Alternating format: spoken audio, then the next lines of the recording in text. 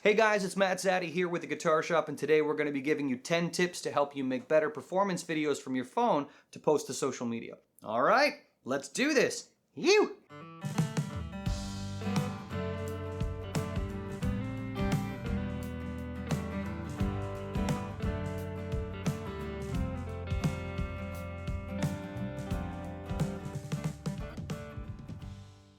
So with more people at home right now, the question keeps coming up from musicians on how to shoot better performance videos from home to post to their social media.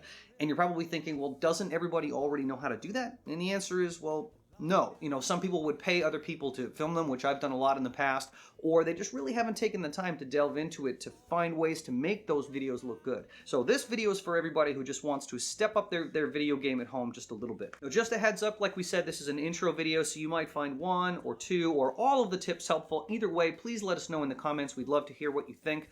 We are going to be doing some more tutorials in the future as well that will delve into a little bit more detail than what we're going to cover in this one, but this one will cover all of the basics. Just to let you know, guys, these instructions will work fine for an iPhone device or an Android. I'll actually be using an iPhone 6 and a Huawei P20 Pro because those are the devices I have in my house. So, yeah, use what you got. That's how we do.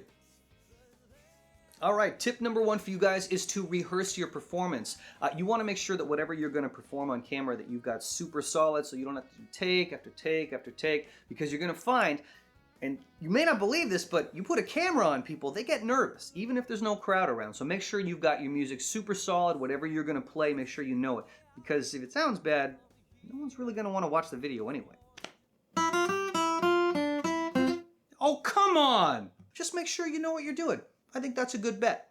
Tip number two, using your smartphone. So pretty much every phone these days has a forward-facing and a rear-facing camera. Forward-facing meaning you would look through it to shoot that way, and rear-facing, which is like your selfie camera to, you know, take a selfie or see if there's something in your teeth. Looks good.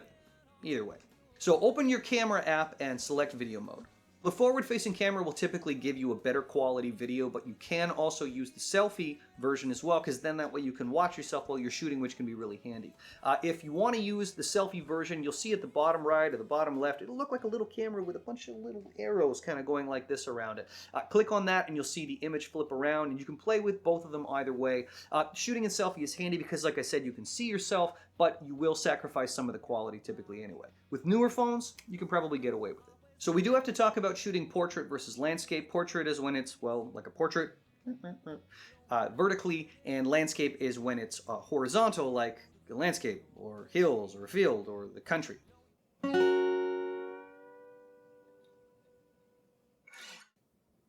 You get it. Different social media platforms will allow you to post videos in either landscape or in portrait. Like I said, I highly prefer seeing videos that are in landscape, so that way you don't have those blurry images on the side when the video uploads. Plus then you can actually fit your entire instrument in the footage, so you're not standing sideways or putting the video down a hallway. Like I said, landscape. That being said, if you're shooting the video for TikTok, you probably want to shoot in portrait because that's how everything's viewed in that platform. Oh, TikTok, you're either way too cool for me, or I am way too old for you. I'm gonna go with both. Maybe too cool. Probably that. I would try to avoid zooming in with your phone because it will bring the quality of the video down. Your best bet is to look at the social media platform where you're planning on posting and see videos that you like. It's always good to look at it in an example. Like I said, keep it simple. Tip 3, location. 3. So where should you actually shoot your video so that it looks good? Well, that's kind of subjective. I like when I'm doing a video shoot to try to get the clutter out of the way so that the room actually looks good. So maybe clean the room first, or don't shoot your video in a dumpster, unless that's what you're going for. Either way, you do you. Some other things to think about with your location. Is my gear already there, or do I have to truck it somewhere? Is there a power source if I'm using an electric instrument? And maybe think about if there's people in the room that are going to make a lot of noise that are going to ruin the shot, or maybe there's things in the shot that they don't want other people to see, like diaries, or Patsy Cline wigs. How did that get there? Like I said, keep it simple. So in my case, we're going to shoot in my rehearsal space because that's where all my gear is and that's where we are right now. You'll probably notice in the background there's a lot of tan colors, so I typically in that case will wear a darker shirt so I don't blend in. Like this Guitar Shop shirt.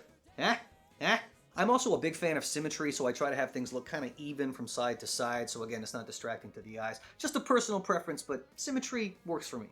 Now that you've got your location picked out, you're going to want to think about how you're going to shoot it.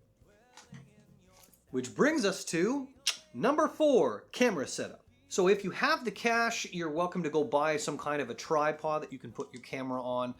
If you go to any major electronics retailer, they have a range of different types that you can get. When I first started filming, I didn't have a tripod of any kind, so what I did was I flattened my music stand and I put my phone up against the back part, put a little book behind it just to hold it in place. So really, you can use anything so long as you get the right angle and you get the height that you want. I mean, the other day I was using an ironing board to hold up a light.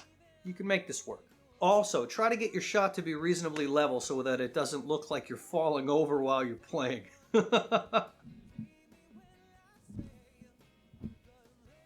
So you're going to want to think about what angle you want your camera at. Do you want it a little bit up and pointing down, or a little bit down and pointing up? And each one is going to look a little bit differently. I mean, if you level yourself off, you'll probably be okay, but it is something to think about. You also want to think about what you want in the shot. Do you want your full self like I am right now? Notice you can't see my feet though. I was thinking. Do you want just your instrument? Do you want you? Do you want part of the background? Or do you want your cat?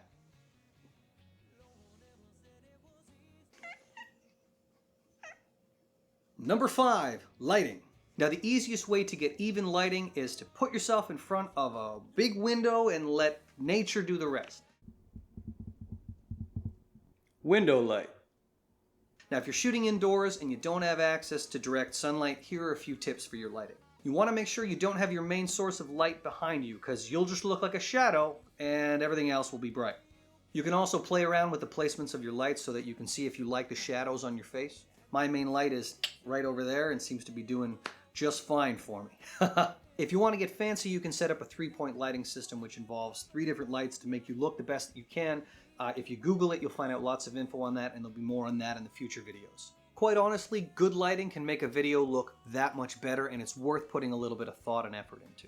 If this video looked like garbage, you probably wouldn't be watching it right now. Next up, number 6, testing out your video. So if you're shooting with a selfie camera, you can watch yourself as you play, which is pretty handy. If not, you can film and then go take a look at it. You're also going to want to check the audio to make sure that you're happy with how it sounds. For today, I'm going to be playing with an acoustic guitar to try to keep things as simple as possible. That's basically my motto for this entire thing, is to keep things simple. If you're using an electric instrument, the microphone on your phone is designed to pick up the entire room, so you don't have to crank your amp to super loud volumes in order to get the sound across. It'll just sound ear-piercing if you do. You're going to want to do a quick test with yourself in the frame so that you can where you're positioned. So, if you're leaning too far forward or leaning too far back or leaning too far side to side, you'll be able to see that if you take a quick little test video. And play a bit of the song that you're planning on playing so you can listen, you can watch, and see if you like, if you're getting close to what you're looking for. Remember to think about what you like in a video. Does the lighting look right, or what could you do to change it? Is the camera level, or does it look like you're falling over? Are you able to pull off what you're trying to play, and does it sound good? And if you're reasonably happy with what you're seeing, you're definitely ready to start taking some video. Number 7, shooting and editing your video. So now that you're ready to perform, press record and play your best. Try to be yourself in your videos, it goes a long way. If I'm filming myself, normally I'll move back into the frame or in front of the camera, I'll wait a couple of seconds, I'll count myself in on the song, and I'll go. Now at the end of it, normally I'll wait a couple of seconds as well, because otherwise the last thing that you're going to see when you go is me going to turn off the camera. You see my point. Maybe I'll do a cool pose. Or something, I don't know. Then take a look at your take and see if you're happy with your performance, if you're happy with how it looks, and you're happy with how it sounds. If you want to see how it sounds on different devices, you can always plug in a set of earbuds to take a listen to it that way, or hook it up to a speaker of some kind. You got to think about how you normally look at videos and how it's going to translate based on what you recorded. On both phones, you'll see that you can edit the length of the video. Then re-watch the video once you've trimmed off the little bits at the beginning and the end and see if you're happy with it. And if you're happy, hit save. Don't forget to save. Please don't forget to save. Save. And once you're happy with your video, it is finally time to post it to number 8, social media. So the main sites where people will post videos to are Facebook, Instagram, YouTube, Twitter, and TikTok. Yep, TikTok. Each platform has a separate way that you upload your video to it. Also, when you're on the video itself, your phone may give you the option to share it. And if you click on that, usually it will bring up your social media apps. If you don't have any social media apps, that is an entirely other video. Each app also has a section where you can put some text about your video. Some sites will ask for the title for the video itself, and then they'll have the text section where, you can talk about the video, like I said, or you can put your social links in there, just gab, just chit chat. Put your message. And if it has a title, maybe name it something that has something to do with what you actually filmed, so people know what they're getting. I tend to do it a little bit differently depending on which social app that I'm on. If I'm on YouTube, I'll usually tell a little bit about the song and what it means to me and why I recorded it. Leave my social links so people can find me and see what else I'm working on. If it's on Facebook, I'll normally just chat a little bit about the song and say, what the song means to me or what I was feeling when I was working on it. If I put the video on Instagram, I'll normally include some hashtags as well. Hashtag, like the pound sign, or the number sign, or this guy. Twitter and TikTok have a 150-word character, so there's a lot less that you can say on those ones there. So, with those ones, I tend to choose my words a little bit more carefully, or not. If I'm going to use hashtags, they typically work best on Instagram, Twitter, and on TikTok. Number 9, experiment. It's one of those things that the more you do this, the better you get at it. So play with your lighting, play with your camera angle, try a few different things out, and you'll find out that it's really not that hard to make videos interesting. And lastly, number 10, have fun with this. Music is something that you like to do, so the video of it, this should not be a chore. You get to film something that you love to do, and the more that you do this, the better you're going to get at it. And don't worry if your first video isn't perfect. My first videos were anything but you keep working at it and you get better. And that's it, guys. So what did you guys do with your first videos to make them good? Leave a comment with a tip that might help someone who's just starting to learn how to film their playing. Thanks so much for watching, guys. If you like what you saw, feel free to click the like and the subscribe button and share. It always helps. You can also check out my YouTube page where I post videos of my original music, some creative covers, and some fun stuff. Big thanks again to the Guitar Shop. My name is Matt Zaddy, and we'll see you guys in the next one. You!